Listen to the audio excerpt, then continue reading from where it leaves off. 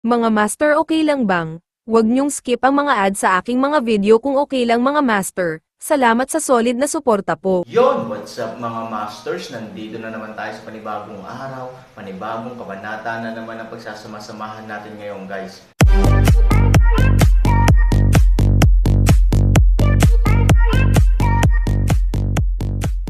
Bali mga masters, kung bago ka pa lang po sa aking YouTube channel, please click the subscribe button, lalong-lalo na po yung notification bell guys, para maging connected pa rin tayo sa isa't isa at maging updated kayo sa mga susunod ko pang video.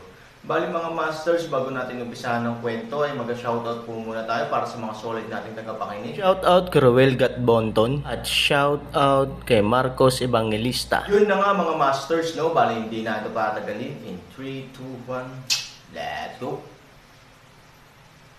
Siya ay immortal, na hindi lamang malinaw kay Han Sanchen, ngunit mas malinaw din sa kanyang sarili. Sa makatuwid, ang kanyang kaisipan ay iba sa iba. Minsan, ito ay isang magandang bagay, at ito ay magtataguyod ng kanyang katigasan ng ulo, ngunit kung minsan, ito ay isang masamang bagay, at ito ay magpapasulong sa kanya ng walang anumang pagsasaalang-alang. Si Han Sanchen ay palaging naniniwala na dahil ang isip ay ang pinakadakilang kayamanan na ipinagkaloob ng Diyos sa sangkatauhan, dapat nitong gamitin ng mabuti ang kayamanang ito. Kahit na mas sinaunang panahon, ang mga tao ay umaasa sa kanilang mga ulo upang tumayo sa ibabaw ng lahat ng mga hayop, na kung saan ay ang pinakamalaking katibayan at kapanipaniwala. Matagal na siyang galit kay Han Sanchen. Ngayon, sa wakas ay sinamantala niya ang pagkakataon na patayin si Han Sanchen. Siyempre, hindi niya ito papakawalan ng madali. Bilang karagdagan, hindi siya natatakot sa buhay at kamatayan, at natural na mas bukas siya sa mga kamay at paa. Sa makatuwid, hinulaan na ni Han Sanchen na tiyak na sasalakayin ng taong ito si Han Sanchen nang walang pag-aalinlangan sa pagkakataong ito. Ang dapat gawin ni Han Sanchen ay labanan ang alon ng mga pag-atake na ito, o sa madaling salita, magpatuloy hanggat maaari sa alon ng mga pag-atake na ito. Upang makumplito ng matanda ang palihim na pag-atake mula sa likuran. Ang lahat ay naayon sa plano ni Han Sanchen. Kahit na nakita ng itim na hangin na pinapatay siya ng pula at gintong liwanag, halos imposible itong makaiwas. Siya ay ganap na pinigilan ni Han Sanchen, at ang kanyang panloob na galit ay hindi pinahintulutan siyang sumuko sa pag-atake kay Han Sanchen. Bukod dito, hindi siya natatakot sa kamatayan mismo, at mayroon pa siyang ilang mga inaasahan na maaaring may pumatay sa kanya sa oras na ito. Dahil, kapag siya ay maipanganak na muli, ang lahat ng pagdurusa na dinanas niya sa sandaling ito ay mawawala, at maaari pa rin siyang mabuhay muli na may buong dugo. Sa oras na iyon, tiyak na papatayin niya ang kasuklam-suklam na surot ng tao. Siyempre, kasama na ang nakakalungkot na pula at gintong liwanag at anino. Simple lang, hindi siya direktang gumawa ng anumang pagtutol, at patuloy na inatake si Han Sanchen ng buong lakas. Mabilis na dumating ang pulang gintong liwanag at anino, at bigla itong sumalakay sa likod ni Heifang. Gayunpaman, hindi niya direktang sinampal si Heifang at pinatay siya. Sa halip, tumayo siya sa likuran niya. Ang buong katawan ay sumabog sa isang putok, na nagiging hindi mabilang na mga tuldok ng liwanag. Ang maliliit na ilaw na ito ay nasa paligid ng itim na hangin, tulad ng mga bituin sa kalangitan sa gabi, na nakakalat at nakaarko sa buwan. 3,000, maganda ang ginawa mo. Mula sa kung saan ay lumabas ang boses ng matanda. Halatang mas seryoso ang boses niya kaysa kanina. Upang maiwasan ang Buddha, ito ay tulad ng paghihiwalay sa buhay at kamatayan. Gayunpaman, ang aming misyon ay hindi pa kumpleto, at ang aming paglalakbay ay nagsisimula pa lamang. Napakahaba kasi ng daan, at ang mga taong naglalakad dito ay laging mga kabataan. Walang gaanong distansya na may hatid namin kayo ng kapatid ko. At least ngayon, baka matapos na tayo. Siguro hindi na tayo magkakaroon ng pagkakataong magkita muli mula ngayon, ngunit bago ako umalis, gusto ko pa ring sabihin sa iyo na labis akong natutuwa na makilala ang isang binatang tulad mo bago umalis dito at mawala sa mundong ito. Senior, nang marinig ang kalungkutan sa mga salita ng matanda, nagkaroon ng masamang premonition si Han Sanchen. Immortal ang halimaw, kaya kahit anong paraan ang gamitin natin, hindi natin siya mapapatay. Gayunpaman, wala itong ibig sabihin. Nagawa namin siyang matrap minsan, at natural, may mga paraan para. Matrap siya sa pangalawang pagkakataon. Second rate, ngunit ang Blood Moon ay, mapait na sabi ni Han Sanchen. Ang dugo pulang liwanag ng buwan ng dugo ay nawala, at maging ang huling katawan ay nasira ng kanyang sarili. Ayon sa naunang salita ng matanda, halos mabali na ang formation ay. Sa lalong madaling panahon, ang pagbabawal ay mawawala pa dito, at ang halimaw ay ganap na mabubunyag. Oo, wala na ang Blood Moon, at unti-unting mawawala ang lugar na ito. Gayunpaman, nakahanap na ako ng bagong bawal na lugar para sa kanya. Napangiti ang matanda, tumingin sa kanya si Han Sanchen na may pagkalito, ngumiti siya, ikaw pala, katawan ni Han Sanchen. Ano, gusto kita, kainin mo siya. Storytelling channel sa YouTube. Nang marinig ito, hindi na niya hinintay na mag-react si Han Sanchen, naganap na natulala, ngunit narinig na ni Heifang ang tunog at tumawa.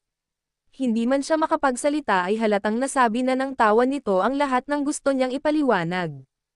Oo, siya ay tumatawa sa mga salitang ito, at sa matanda at maliliit na dalawang malalaking tanga sa likuran niya at sa likod niya. Kainin siya. Anong level na siya? Anong nakakakilabot na antas ang kanyang katawan? Sa isang Han Sanchen nag-iisa, gusto niya talagang kainin siya.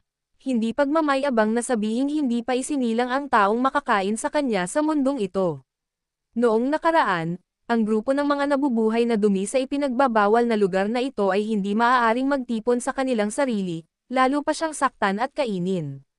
At ano itong mahinang batang nasa harapan niya? Sa paghahambing, may malaking agwat sa pagitan ng batang ito at ng sinuman sa mga taong iyon. Siyempre, ang gayong batang lalaki ay bumuka ang kanyang bibig at sinabing gusto niya siyang kainin, na mas nakakatawa kaysa sa anumang biro. Ang pagiging pinagtawanan ng kaaway ay orihinal na isang napakawalang imak at galit na bagay. Tama man o mali, dapat itong ibalik. Ngunit sa pagkakataong ito, si Han Sanchen ay hindi lamang nagkaroon ng kahit kaunting pagnanais na pabulaanan, ngunit gusto pa niyang bigyan ng malaking papuri ang kabilang partido, dahil si Han Sanchen mismo ay naisip na tama para sa mga halimaw na pagtawanan sila. Sa pagtingin sa hitsura ni Han Sanchen, bahagyang ngumiti ang matanda, ano? Sanchen, natatakot ka ba? Takot. Si Han Sanchen ay hindi pamilyar sa salitang ito, at ngumiti ng mapait, sa aking diksyonaryo, ang salitang takot ay hindi kailanman ginamit. Kaya lang, may mga bagay lang na ang panaginip ng isang Hangul ay panaginip ng isang Hangul, at ito, hindi madaling matutumbasan ng sariling kaisipan o iba pang bagay. Akala mo imposible ka, kagaya ng iniisip niya na imposible ka diba? Bahagyang ngumiti ang matanda, mukhang hindi siya nagulat o nagalit sa pinanghihinaan ng loob ni Han Sanchen. Mukhang inaasahan na niya ang reaksyon ni Han Sanchen. Han Sanchen, hindi mo kailangang maniwala sa mga salita ng sinuman, ngunit kailangan mong maniwala ng sapat sa iyong sarili. Malinaw kong masasabi sa iyo na walang sinuman sa mundong ito ang makakagawa nito maliban sa iyo. Tandaan mo ang sinabi ko sa iyo, hindi natin kayang kunin ang isang bagay na kahit na hindi posible at ipagsapalaran ang napakalaking sakripisyo. Hindi kami tanga. Hindi ka rin tanga. Isang talata ang direktang tumama sa medyo magulong puso ni Han Sanchen, ngunit pagkatapos na pukawin ang mas malalaking alon, mabilis nitong pinatahimik ang puso ni Han Sanchen. Oo, hindi naman talaga walang dahilan ang sinabi niya. Napakaraming sakripisyo nila, nagbayad ng labis, at tinalikuran pa ang pagbabawal na tahimik sa loob ng maraming taon, para lang sa ganyang laro ng bata. Hindi mahalaga kung paano mo ito tingnan, ito ay tila imposible. Kaya, dapat totoo ang sinabi ng matanda. Sa mundong ito, posible lang talagang kainin ang halimaw na ito. Nang makitang bumalik sa normal ang mga mata ni Han Sanchen, bahagyang ngumiti ang matanda, tiyak na gagalaw ang taong ito sa iyong katawan, ngunit hindi mo kailangang mag-alala, tutulungan ka namin. Tumanggaw si Han Sanchen. Nagsisimula na siyang magising ngayon na ang lahat ng dati ay pampaganya, at ngayon ay ang tunay na highlight. Remember, stick to your own mind, you have experience in fusion with the dragon, and I don't need to say more about it, right? Muling tumanggaw si Han Sanchen. Ngayon sa ganoong sitwasyon, natural na mahirap sumakay ng tigre, at bukod dito, siya mismo ay walang ibang pagpipilian. Very good. At saka, hayaan mong sabihin ko sa iyo, kung maaari kang magtagumpay sa pagkakataong ito, hindi lamang ang iyong paglilinang ay ganap na mababawi, ngunit mag-iimbak ka pa ng enerhiya ng isang undead na halimaw sa iyong katawan. Ang mga benepisyo ng bawat isa ay, ako hindi mo na kailangang sabihin pa, ngunit maaari mong tikman ito ng mabuti. Napangiti ang matanda, mapait na ngumiti si Han Sanchen, paanong hindi niya malalaman kung ano ang dala ng demonyong dragon, at isa pa rin itong halimaw na ang laki ay doble sa laki ng demonyong dragon, sa pag-iisip tungkol dito, hindi niya maiwasang sumakit ang ulo, ito ay ikaw at iyon ba ang sorpresa na paulit-ulit na sinasabi sa akin ng senior tungkol dito. Natawa rin ang matanda, ngunit hindi nagtagal ay tumanggo muli, hindi ba't nakakagulat. Isinasaalang-alang din ang sorpresa, ngunit naniniwala ako na ang sarili nitong pagkabigla ay higit pa sa sorpresa. Tinapos ni Han Sanchen ang kanyang mga salita at binuksan ang kanyang mga mata para tingnan ang matanda, handa na akong kumain, magsimula na tayo. Umuungol. Nang marinig ang hayagang pag-uusap ng dalawa sa harap niya, puno na lang ng kawalan ng respeto ang naramdaman ng halimaw. Galit siyang umungol, at sinasabi ng anti-Buddha na kung gusto pa rin akong kainin yung dalawang maliliit, gagawin ko kayong mga cramp at buto. Malamig na ngumiti ang matanda, okay, kung gayon bibigyan kita ng isang matako na piging, upang makakain ka ng sapat sa isang pagkakataon. Sa sandaling bumagsak ang boses, ang gininto ang pulang ilaw ay direktang kumislap, at ang itim na hangin ay sumalubong sa mas mabangis. Ang golden light restraint ay patuloy na lumiliit, sinusubukang i-compress ang itim na hangin ng direkta sa pinakamaliit na estado. Huwag kang pabaya, gawin mo ang iyong makakaya. Nang marinig ang mga tagubilin ng matanda, masunuring tumango si Han Sanchen. Malinaw na niyang nararamdaman na ang pag-atake ni Heifeng sa kanya ay hamina ng husto. Sa makatuwid, sa oras na ito, maaari niyang ilabas ang kanyang kamay at gamitin ang lahat ng kanyang lakas ng direkta ayon sa mga salita ng matanda. Buong pagtulak, sa isang iglap, hindi na umatras si Han Sanchen, ngunit sa kabaligtaran, siya ay pantay na napantayan at hinarap ng mabangis. Ang pag-atake sa harap ay hindi makinis, at pagkatapos ay may mga pambalot at paghila. Para sa isang oras, ang itim na hangin ay direktang nasa isang mahirap na sitwasyon, hindi maka-advance o umatras.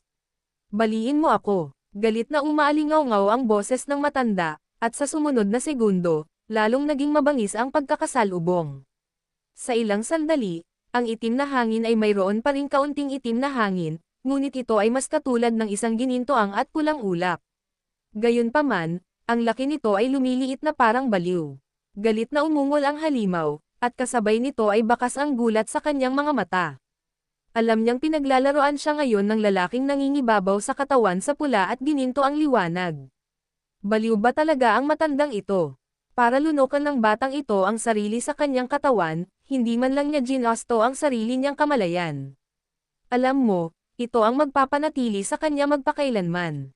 Pero kahit ganun, umaasa lamang sa kanyang nasirang kaluluwa at tulad ng isang malambot na tao na batang lalaki, gusto lang niya itong lampasan na parang panaginip. Imposible. Sa simula, hindi ako magpapatalo sa kanya, at ngayon, hindi ako magiging pareho. Nang bumagsak ang mga salita, ang itim na hangin ay galit na nagpala, na nilabanan ang pakete ng itim na gintong liwanag. Sa orihinal, ang black gold light ay may ilang mga pakinabang, ngunit sa pagsiklab ng black gold light, ang dalawa ay biglang naging magkaribal sa isa't isa. Ang itim na hangin ay kasing laki lamang ng bisikleta, at huminto ito dito. Sa panig ni Han Sanchen, bagamat mayroon silang bentahe sa reserba, napakahirap na panatilihin ang kasalukuyang balanse sa harap ng ganap na kapangyarihan.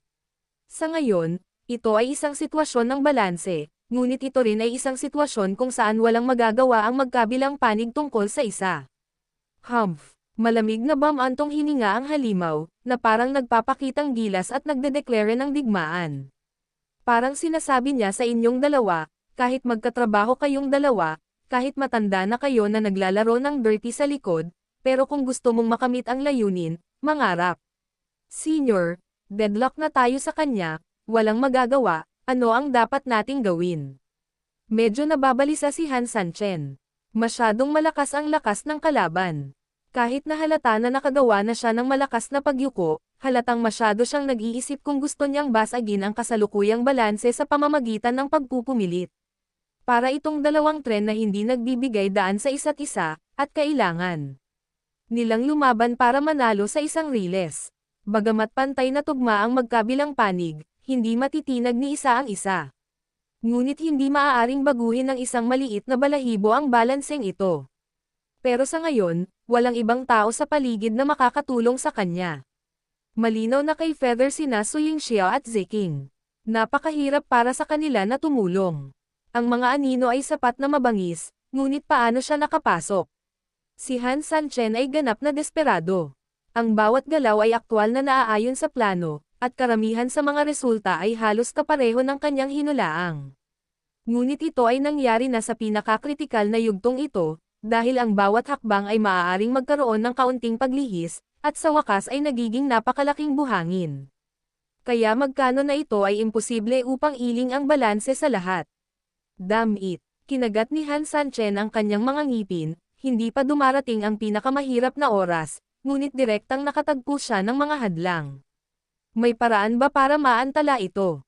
Nakompromiso si Han Sanchen at tinanong ang matandang si Ziyang Ziyang. Hanggat lumipas ang yugtong ito, tiyak na uubusin ng halimaw ang kanyang sarili, at sa oras na iyon, ang kalamangan ay muling darating sa kanya. Sa kasamaang palad, ang matanda ay umiling ng walang magawa, maaari kang mag-antala, ngunit ako. Hindi siya nagpatuloy, ngunit malinaw na, siya ay mas mahina kaysa sa halimaw. Ito ay kung paano gawin. Sa ganitong paraan, magiging mas hindi pabor para kay Han Sanchen at sa iba pa na ay drag ito. Nakalimutan mo na ba ako? Biglang may dumating na boses na may kasamang ngiti. Yun na nga mga masters, no? Bali panibagong kabanata na naman yung natapos natin ngayong gabi. Muli, maraming salamat po talaga sa walang sawang suporta po sa aking YouTube channel na talagang inaabangan nyo po ang bawat upload ko po. Bali mga masters, magkita-kita ulit po tayo bukas ng gabi at ngayon po ay magpapaalam po muna tayo. Bali mga masters, bye-bye!